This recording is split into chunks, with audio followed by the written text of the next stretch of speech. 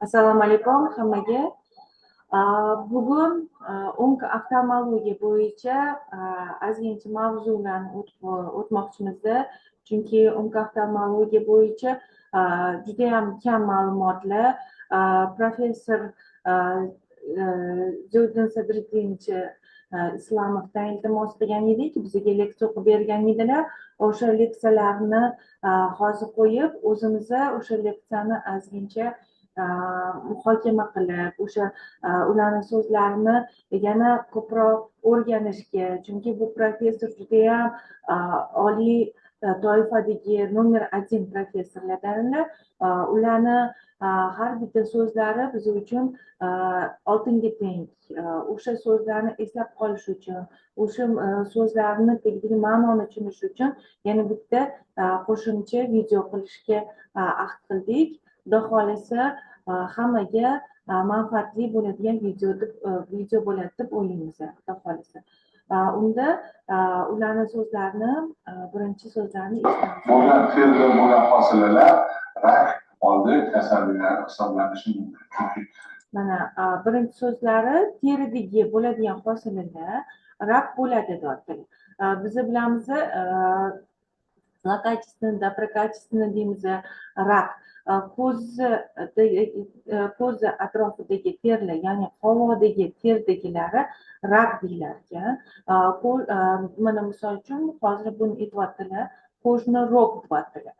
Bu ko'zni rok deyiladi yoki papilloma deyiladi deyaptilar. Papilloma bu o'sha virus sababli, virus простого герпес простого вирус. постоянно наверное qovoda yoki yuz boshqa sohalarda bo'lsa terida yuz terisida bo'lsa soqolayotganda yoki boshqa paytda постоянно travmatizatsiya bo'lavergandan keyin xavfsiz hosilalar ham xavfli o'smaga aylanishi mumkin. Mana shu yerda mana qovog'ini chetidagi ko'zni ya'ni shoxlanuvchi papilloma desak ham bo'ladi, o'sma.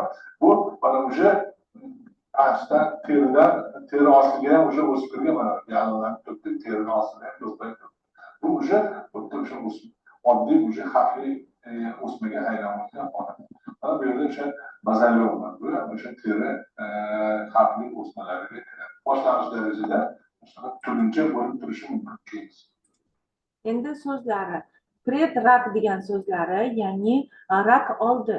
Bu degani oddiy papilloma chiqsa ham biza papillomaga olib tashlashimiz mumkin deyishimiz mumkin, lekin ko'pincha odamlar qo'li bilan yulib tashlaydi yoki kimdirlar mana terisida chiqsa, soqolini atrofida chiqsa, soqolini olganida olib tashlaydi. Shunaqalar bo'lishi mumkin. Lekin bu ustida turgani bilan deyaptilar, ichida kortekani hosila bo'ladi. Bu hosila rivojlanib, keyin rakka aylanishi mumkin deyaptilar.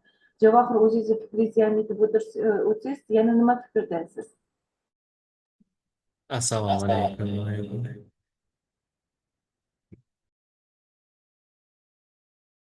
Ovozim eshitilyapti?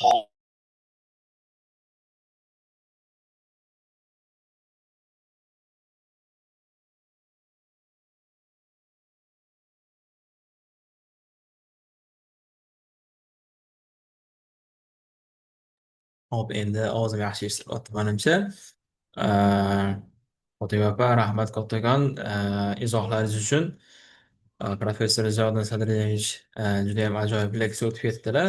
Bu hozirgi qisqa videolarida, demak, predrag, ya'ni rak oldi holatlari haqida qisqacha tushuntirib o'tdilar va biz bilishimiz kerak bo'lgan va bizni ogohlantiruvchi belgilar haqida aytib o'tdilar. Chunki odatda bu narsalar bemorlarni bezovta qilmasligi mumkin va bunga ko'pincha holatda e'tiborsizlik bilan qaraladi.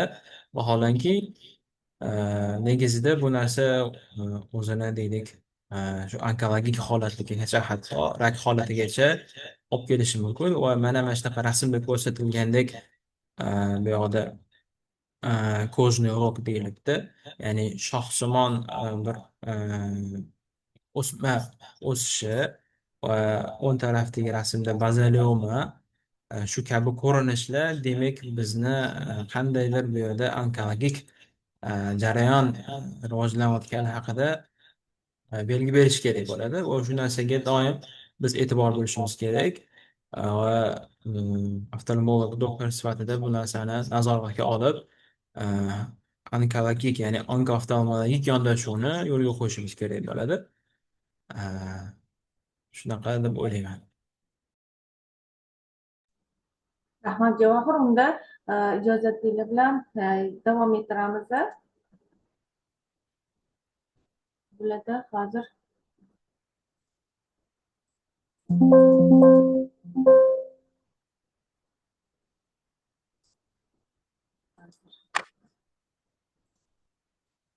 Qovog'i chetidagi o'sha neoslar, neos krayoviy yoki gigantskiy nerv, mana целый boy kichkina bolaligini ko'rdik, mana bu yerda katta neos, mana ko'rasizlarmi? Gipertrofiya bo'lib ketgan qovog'i cheti. Intermarginalniy kray 2 millimetr bo'ladigan bo'lsa, bu yerda mana ko'rasizlar 1 santimetrgacha qalinlashib ketgan.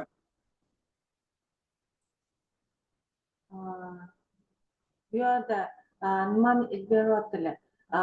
Biza ko'rganimizda mana kichkinagina nervus, ya'ni xolga o'xshab turgan bo'lishi mumkin. Mana xolga o'xshab turgan bo'lishi mumkin. Bu xol aslida keyinchalik mana holatga olib kelishi mumkin. Ya'ni o'sib bir-biriga qancha o'sgan sari yaqinroq bo'lsa, pastda tepada mana neos krayoviy deyilgan, o'sha bir-biriga yaqinlashib, keyin yana ko'payib ketishini ko'rsatib aytmoqchilar. Ko'rasizlarmi? Gipertrofiya bo'lib ketgan qovog'i cheti. Intermarginalniy kray 2 millimetr bo'ladigan bo'lsa, bu yerda mana ko'rasizlar 1 santimetrgacha qalinlashib ketgan, mana yuzdan yarmini olish mumkin. Endi bitta narsani ko'rishimiz kerak, nimaga hamma hollar nervuslar rivojlanib ketmaydi, bir xil holatlarda nervus rivojlanib ketadi. Qaysi holatlarda rivojlanib ketadi, qaysi holatlarda rivojlanmaydi. Qaysi holatlarda operatsiya qilish kerak, qaysi holatlarda operatsiya qilish kerak emas degan savollar bo'lishi mumkin. Kelib chiqishi nimadan bo'lishi mumkin? Kelib chiqishi o'zi nervuslarni kelib chiqishi hammasi genetik faktordan, melatonin yig'ilishi hisobidan bo'ladi. Lekin bu yerda asosan rivojlanib ketishini sababi quyoshdan bo'ladi yoki bu yerda har xil ultraviolet nurlari yoki boshqacha nurlarda bo'lishi mumkin. Misol uchun o'zimni bemorimdan misol qilsam bo'ladi. U pekar bo'lib ishlagan, ya'ni nonvoy bo'lib ishlagan va o'sha nonvoy doim uchoqqa boraverishni hisobidan rivojlanib ketgan. Bunaqa holatlarda kichkinagina nervus ko'radigan bo'lsak, bemorlarimizga albatta tushuntirishimiz kerak bo'ladi. Bu issiqda rivojlanadi, quyosh nurida rivojlanadi va o'z boshimchalik bilan kimdir yulib tashlashga yoki kosmetologga borib yulib tashlashga harakat qiladi. Buni oqibatida keyin bunaqa rivojlanib ketuvchi onkologiyaga olib kelishi mumkin bo'ladi. Va undan tashqari turli xil kosmetik vositalar qo'shilish mumkin, ximikatlar bilan kuydirib ko'rishadi. Har xil ximikatlar bilan kuydirish oqibatida bu yerda domla ham aytib o'tganlar, tashqaridan kuygani bilan epiteliy ichkarida rivojlanib ketishi mumkin. O'shaning uchun bunaqa nervuslarga, hollarga tegish mumkin emas. Agarda rakmasmi bilish uchun albatta onkooftalmologga bitta ko'rsatib qo'yish kerak bo'ladi. Ular o'zi qilinadi. Qon tomirlarga boy bo'ladigan bo'lsa va kipriklar o'sadigan qismida, bu intermarginalniy prostransiyada o'sgan, o'sha qismida o'sadigan bo'lsa, bunda imенно rak hujayralari o'sishni to'xtatadi va bu yerda mana kiprikka ahamiyat beradigan bo'lsak, kipriklari noto'g'ri o'sgan, trixiaz deyiladi. O'sha trixiaz noto'g'ri o'sishni ko'radigan bo'lsak, bu yerda yoki umuman to'kilib ketishi mumkin kipriklar. Mana bu yerda ahamiyat beradigan bo'lsak, kipriklar yaxshi ko'rinmagani, no yo'q, bu yerda kipriklar to'kilib ketgan. Onkologiyada kipriklar to'kilib ketishini domla aytib o'tganlar. Bu yerda o'sha trixiaz yoki o'sha umuman kipriklarni to'kilib ketishi bu onkologiyadan dalolat beradi va o'zida o'sha dopplerografiyada qon bilan judayam onkologiya qon tomiri yaxshi ko'radi. O'sha ko'p qon tomirlar bilan ta'minlanganini ko'rsa, o'sha onkologiyadan podozrение beriladi va gistologiyaga yuboriladi. Histologiyadagi hammasi yaxshi chiqadigan bo'lsa, unda bemalol olib tashlasa bo'ladi. Agarda o'sha onkologiyadan qanaqadir podozrение yoki onkologiya chiqadigan bo'lsa, o'sha kerakli dori yoki kimyoterapiya yoki lучевая terapiya yoki o'sha xirurgik terapiya bilan olib tashlab bemorni hayotini saqlab qolish uchun ham qilish kerak bo'ladi.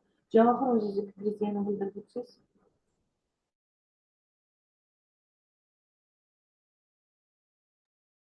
Rahmat.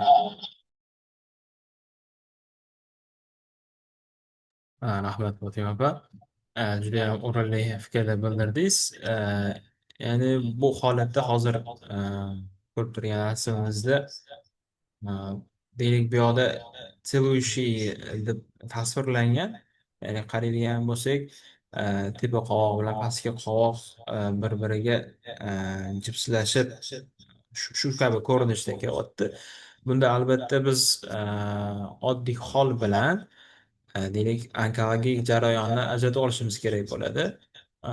Professor Ziyoda Sadriyevich ta'kidlaganlaridek, bularni ajratib olish belgilaridan bittasi shuki, agar qaraydigan bo'lsak, hayotda onkologiya bo'ladigan bo'lsa, ya'ni xususan melanoma rivojlanadigan bo'lsa, u yoqdagi hujayralar o'lishni boshlagani, disfunksionalligi hisobiga u yerdagi kipriklar, o'sha yoqdagi mavjud tuklar to'kilib yo'q bo'lib ketadi. Bilaks agar nevrosga qaraydigan bo'lsak, oddiy holga qaraydigan bo'lsa, u yoqda odatda tuklari bo'ladi. Shu ham deylik ajratib olish uchun bir belgi bo'lishi mumkin biz uchun va deylik bu davolash taktikamizda ham butkul o'zgartirish mumkin, butkul farq qilish mumkin. Ba'zi holatlarda oddiy nevruz, oddiy hol bo'ladigan bo'lsa, balki teginmasligimiz mumkin. Ba'zi holatlarda bu agar deylik melanoma kabi xavfli kasallik bo'ladigan bo'lsa, hatto shunday holatlar ham bo'ladi, ko'zni butunlay olib tashlashimiz kerak bo'lgan holatlar ham bo'lishi mumkin.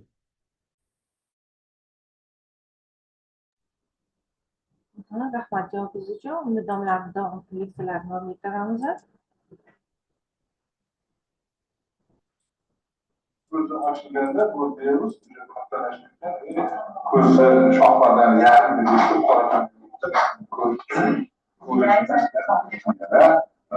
Qovoq ichida intermarginalniy kirayam yo'q, hujayra mana atrofda infiltrativ bor. Bunda qovoq ichida hali mana ketyapti. Past qovoqqa bo'lsa, past qovoqda kipriklar juda ham ko'p. O'zi teskari bo'ladi. Tepa qovoqda kipriklar ko'p, past qovoqda kipriklar kam. Nimaga tepa qovoqda kipriklar ko'p? Changda, quyosh nurlaridan asli kipriklar. Shuning uchun tepa qovoqda o'sha kipriklar yo'q, qalinlashib ketgan. 1 santimetrgacha bor. Bunda mana shunday rak boshqacha. Thanks. Mana bu yo'q boshqacha. Thanks. Shuning uchun tepa qovoqda o'sha bu yerda nima demoqchilar? Rak ko'zi, узловая forma. Bu yerda yana aytmoqchilarki, domla, bu yerda ko'pincha biza mebelni deyishimiz mumkin, ya'ni mebelni bezlarini shamollashi deyishimiz mumkin bo'ladi. Yoki xalazion yoki tinchmen, ya'ni o'sha mebelni bezlarda shamollash bo'lishi hisobidan doimiy xronический yechimini qo'yishimiz mumkin bo'ladi. Lekin aslida bu плоскоклеточный, ya'ni hujayralar tekis hujayrali, yassi hujayrali rak, teri raki, ya'ni rak hujayralari rivojlanishi. Именно язвенный tiplar deb ataladi. Keyin узловой tipi deb ataladi, ya'ni uzilib bo'lib o'sha joyda bo'lishi mumkin, yazva bo'lib butun tarqoq holatda tarqalishi mumkin deb ataladi. Va yaзвенный tipda o'sha 1 millimetr, 2 millimetr, 3 millimetr, ya'ni intermarginalniy пространство qovoq kipriklarni ikkita tashqi teri bilan ichki qovoqni o'rtasidagi intermarginalniy prostranstvani kengayib ketishini to'g'risida dalolat beradilar va kipriklar o'smasligini ta'kidlab o'tyaptilar bu yerda. Va mana bu yerda ko'rish mumkin, shankarga o'xshab bo'lishi mumkin. Ko'pincha bu yerda ploskoklichniy rakmi yoki qattiq shankarmi, ya'ni o'sha anaqada sifilisda shankar bo'lishi mumkin. Shankarmi bu yoki bu именно qanaqadir rak turimi, ya'ni rakka zlokачественный, ya'ni biza o'zbek tilida zlokачественный yomon sifatli emas. Bu yerda aytishimiz mumkin xavfli o'sma, ya'ni yomon sifatli deymiz biza xavfli va xavfsiz o'sma deymiz. O'sha xavfli o'sma bo'lishi mumkin.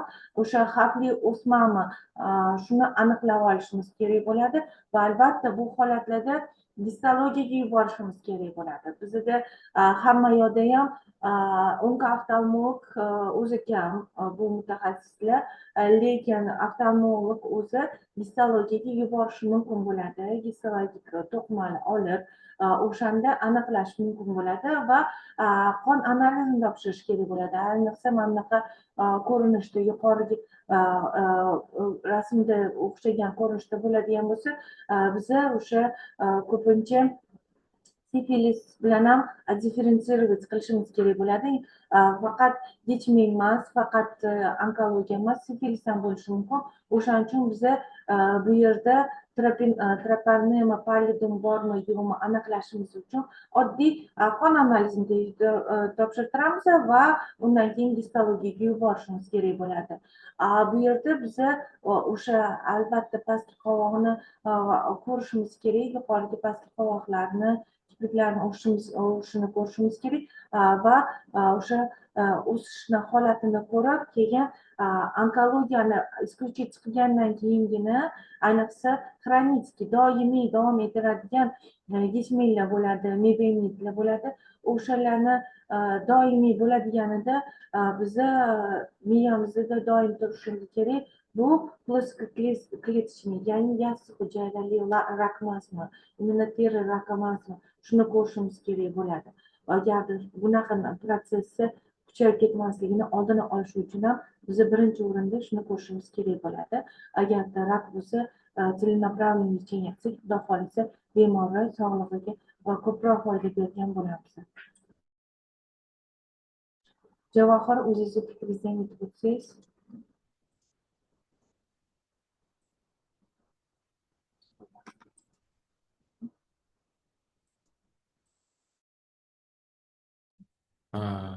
Rahmat. Demak,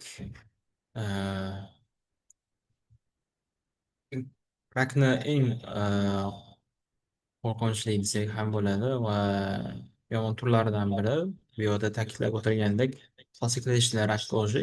Bu adabiyot tilida squamous cell karsinoma ham deyiladi. Bu squamous cell karsinomada, ya'ni klassiklashgan rak ko'zida eng katta xavf omillaridan biri patsientlarda agar so'raydigan bo'lsak, analiz yig'adigan bo'lsak, chekish bo'ladi. Bu nafaqat ko'zda, boshqa a'zolarda ham namoyon bo'ladigan karsinoma turlaridan hisoblanadi. Buni bir necha ko'rinishlari bor. Xususan, mana ko'zdagi ko'rinishlardan biri uzlova formasi, ya'ni nodular deyiladi.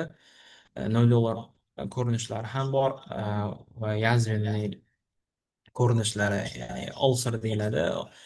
Shu turlarini ham ko'rishimiz mumkin. Bu juda ham bizga katta belgi beradi va xavotirga o'rinli holat hisoblanadi biz uchun. Sababi bu agar yanada rivojlanib ketadigan bo'lsa,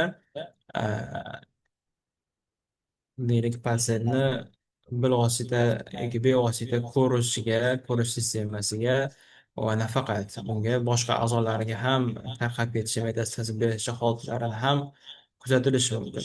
Shuning uchun bunda demak bizda plastiklashni rak ko'zini diagnoz qo'yishimizda anamnez yig'ishimiz juda muhim o'rin hisoblanadi va Fotima ta'kidlaganlaridek qon analizlari va boshqa kerak analizlar va markorlarga topshirish kerak bo'ladi. Sababi biz boshqa kasalliklardan, boshqa holatlardan differensirovka qilib aniq bir tashxisga kelishimiz va undan keyin davolash uslubimizni aniq va tiniq qilishimiz kerak bo'ladi. Rahmat. javobingiz uchun. Yana bitta narsa bu hozir yana bitta ta'kidlab o'tadigan narsamiz bu yuqori qavatda bo'lgandan keyin bemorlarimizni asosan shikoyati balki qovoqdagi qizarish emas, ko'rishim xirlashyapti deb kelishi mumkin. Ya'ni bu ko'zni yumib ochganida o'sha ko'zni поверхности, ya'ni tashqi qismini shikastlanishi mumkin va ayniqsa bunaqa holatlar kattalarda uchraydi va bu onkologiya podozrевать qilmasligimiz ham mumkin. Buni ko'zning ichida, bemorning ichida katarakta bo'lishi mumkin. Katarakta operatsiyasiga olinadi, katarakta operatsiyasi qilgandan keyin yaxshi bo'lishi mumkin, lekin ustki qavatini qirishni hisobiga bu katarakta operatsiyasida ham hisob kitoblarda xatoliklar ham olib kelishi mumkin. Qanaqa ma'noda? O'sha tashqi qismi, ya'ni поверхность deyiladi, o'sha qismi shikastlanish hisobiga ham bu ko'rish xirlashishi olib kelishi mumkin va katarakta nisbatan sababchi bo'lishi mumkin xirlashga, lekin asosiy xirlashga tepa qismi xirlashi mumkin. Biz o'sha tepa qismidagi qovoqdagi o'zgarishni yaxshi davolasak, tepa qismi ham yaxshilashsa, balki katarakta unchalik ko'zga xarakter bermayotgandir, balki operatsiyasiz ko'zini ko'rishini yaxshilab berishimiz ham mumkin. Shuning uchun bu rakni davolash nafaqat kosmetik, nafaqat ko'zidagi qanaqadir muammolar, yana ko'rish qanaqa muammo deyishimiz mumkin, teridagi muammolar davolash yoki shamollash protsessida shamollashga doimiy beradigan davolardan qutulishimiz mumkin. Bu odamlar ko'pincha yillar mobaynida antibiotik davo qilishadi. Antibiotikga rezistentность bo'ladi, keyin mikrob bo'ladi, gribok bo'ladi, gribokdan keyin gribok davolash kerak bo'ladi. Ya'ni shoh parda usti kasalliklari ham rivojlanib ketadi bunaqa holatlarda. O'shaning uchun bu holatlarda birinchi qovoqda ko'radigan, terisida ko'radigan narsalarimiz birinchi narsa o'sha yazvinniy bo'ldimi yoki anaqami узловой bo'ldimi, o'sha воспалительный protsessmi yoki boshqa chandiqli protsessmi, yallig'lanish protsessimi, o'sha onkologiya emasmikin degan fikr birinchi bo'lishi kerak bo'ladi. Ya'ni onkologiyani исключить qilib, keyin kerakli davolarni bersak, biz bemorimizga yaxshi lechение qilib beramiz, xudo xohlasa. Davo beramiz, xudo xohlasa. Keyingi dorilardan gaplari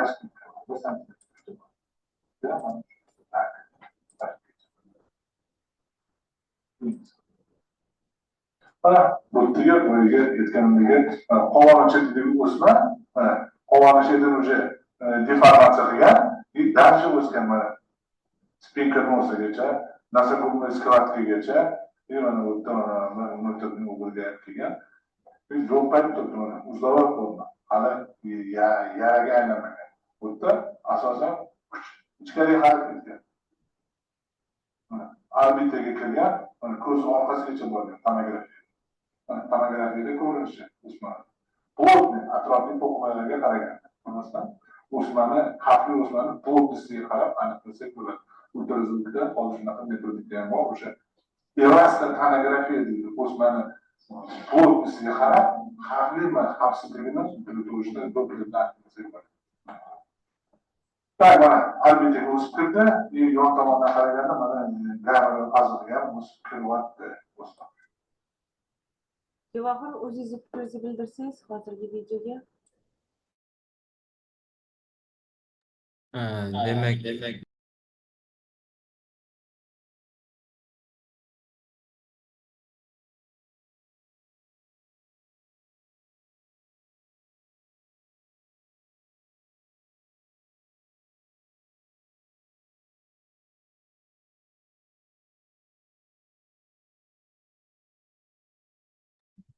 Demak, bu videoda boya ta'kidlaganimizdek, klassifikatsiyalar ekskluziv karsinomani qanchalik o'sib ketishi, qanchalik rivojlanish jarayoni ko'rsatib berilgan va bu yerda hozir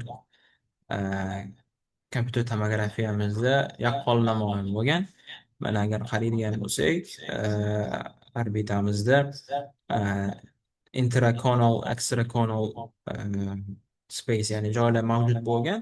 Bu yerda hozir medialniy tarafda ko'z olmani o'z faoliyatiga xalaqit beradigan tarzda juda katta o'smani ko'rishimiz mumkin.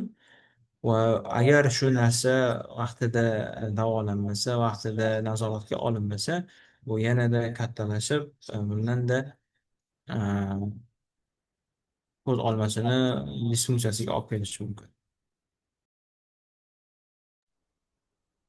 Rahmat javobingiz uchun. Javohir, qaranglar, bu yoqda kichkinagina hali aytdik, kichkinagina uzielok bor dedik. O'sha uzielokni bir xilla kuydirib, ayniqsa kosmetologlarda kuydirishadi, boshqa qilishadi yoki doimiy masla surib yurishadi va onkologga borishdan qo'rqishadi. To'g'risi, onkolog degan so'zni o'zi odamga qanaqadir vahma uyg'otadi.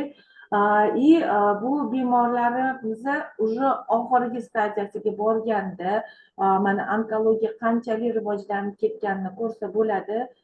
Ko'z olmasini atrofida yonigacha o'sib ketgan va katta ploshet maydonni egallagan va bu maydonni egallab bemori shunaqa darajada olib keladiki, bu insonni ko'zini olib tashlash kerak bo'ladi. Ko'zini, suyalarini, qattiq to'qimani, yuzi deformatsiya darajasida, ya'ni yuzini chandiq bo'lishi holati. Bundan keyin bu teri bir-biriga yaqinlashmaydi. Bu yoqqa уже plastik jarrohlar уже boshqa teridan olib qo'yish kerak bo'ladi. Bitta ko'zini yo'qotishdan tashqari, bu chunki уже ko'z nervlar atrofidan o'sgan va buni ko'zda saqlab qolamiz deb harakat qilinsa, unda o'sma yanada o'sib yanada ichkariga kirib ketishi mumkin va bemori yo'qotib qo'yishimiz mumkin bu insonni. Shuning uchun buni undan ko'rasi ikkita palla, tarozini pallasiga qo'yiladi yoki ko'zi saqlab qolinadi yoki hayot saqlab qolinadi deyiladi. Shuning uchun ko'z olib tashlanadi. Lekin o'sha haligi rasmimizda, kichkina bo'lib turgan rasmimizda o'sha to'g'ri tashxis qo'yib, to'g'ri davolansa, bemorga ham kosmetik unaqa xunuklik bermaydi. Ham ko'zi saqlanib qoladi, ham sog'lig'i saqlanib qoladi. Shuning uchun bu ko'zdagi kichkina chandiqchalarni ham yaxshilab qarab, tekshirib, keyin birinchi onkologiyani исключить qilib olib, onkologiya emas ekan deb bilib olib, keyin davolaganimiz har tomonlama foydali bo'ladi deb qolsa. Bundan gaplashamiz. Keyin elastatonografiya. Mana elastatonografiya aytib o'tganlar, hozir elastotonografiyani internetda ochib ko'ramiz. Xudo xolisa hozir elastatonografiya qanaqa ko'rinishini.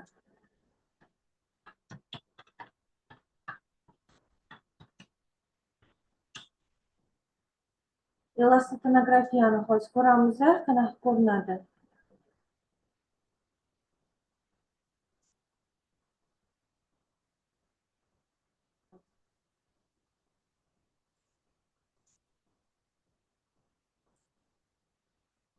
Mana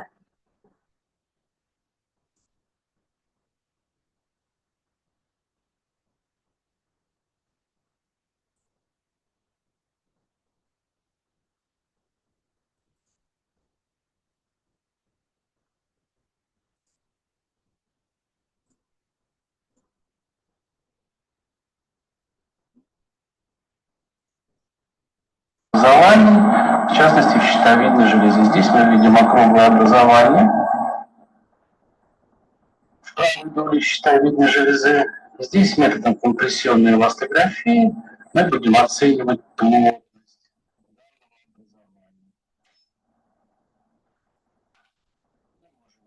обвести его.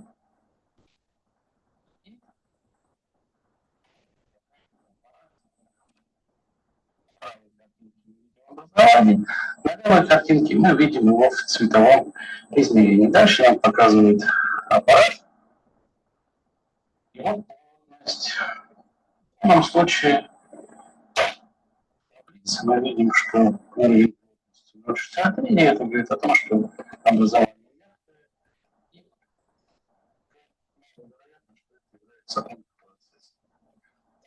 исследования нужны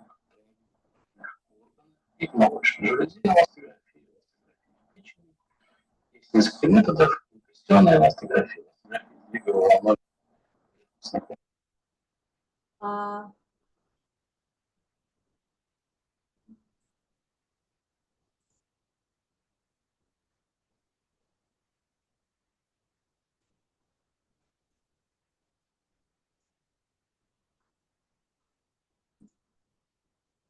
bu yerda nimani elastrografiya, ya'ni o'zida shitovidniy железani, boshqa organlarni ham qilsa bo'ladi. Qizil bo'lib turadi. O'sha onkologiya bor uchastik qizil bo'lib turadi. Onkologiya yo'q bo'lgan uchastik maydon o'sha nima deydi, teng bo'lib turadi, hech narsa ko'rinmaydi. Hozirgi ko'rgan videomizga qarab. Ya'ni o'sha onkologiya bo'ladigan bo'lsa, qon bilan ta'minlangan va u to'rtni to'qima bo'ladi va o'sha qizil bo'lib yarki svet bo'lib turadi. O'shani aniqlasa bo'ladi. Shuning uchun elastrotomografiya qilib buni diferensirovka, ya'ni faqatgina histologiya qilib yoki anaqa emas, umumiy MRT qilib emas, elastrotomografiya qilib ham aniqlasa bo'ladi. O'shaning uchun tekshiruv agarda hozir O'zbekistonda juda ham rivojlanyapti tekshiruvlar. Tekshiruvlarni kompleksiga kirgizadigan bo'lsak, onkologiyani yana bitta tekshiradigan turiga o'sha histologiya, MRTdan tashqari yana elastrotomografiya qilishimiz обязательно kerak bo'ladi. Yana o'zingizni fikringiz bo'lsa, o'tsangiz. Unda davom ettiramiz, domlaning so'zlarini. Tak, mana albatta o'sib kirdi. Yon tomondan qaraganda mana gavani azig'i ham o'sib kiryapti do'stlar. Endi buni albatta operatsiya qilib xirurgический metod kesib tashlash olamiz. Mashinasini yarmini kesib tashlash olamiz. Ya ketib olamiz. Bekitish uchun terini. Chunki bunda nima qilamiz? Bunda albatta boya aytganimdek nol terapiyasi juda ham yaxshi effekt beradi. Chunki o'sma o'sha 4-daraja bir necha oblast, faqat oftalmologiya ko'z sohasi emas, burun sohasi, o'shalargacha o'sib kelgan. Chunki bu yerda nur terapiyasi beramiz. Chunki nur terapiyasidan boshqa kuchli effekt yo'q. Dorilar beradigan effekt yo'q. Chunki nur terapiyasi o'smani kuydiradi. Lekin doktor uchun o'smani kuydirgan bilan birga ko'zda kuydirish mumkin, shoxlarni va yosh bezini kuydirish mumkin. Lekin boya aytgandek, buni taroziga qo'yamiz, foydasidan ko'p zararmi yo zararidan ko'p foyda. Shuning uchun foyda tomonini o'ylab qilamiz. Endi baribir aytamiz, ko'zingga ta'sir qilishi mumkin, ko'z ham yaxshi ko'rmay qolishi mumkin degan gapni aytamiz, kasallik tushuntiramiz. Shu kasal hayotini saqlab qolish uchun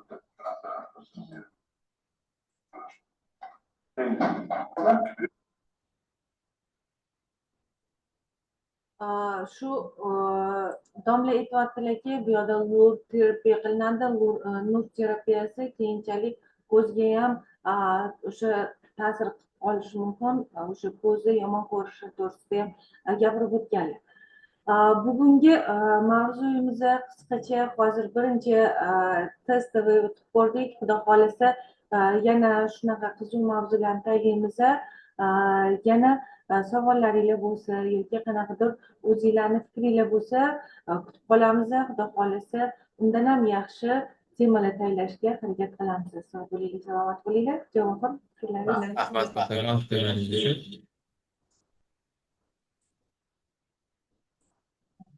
Judayam foydali, maroqli suhbat bo'ldi menimcha. Xudo xolasa yana davom ettiramiz suhbatlarimizni. Bizlarga kuzatib boringlar, obuna bo'linglar va like bosinglar.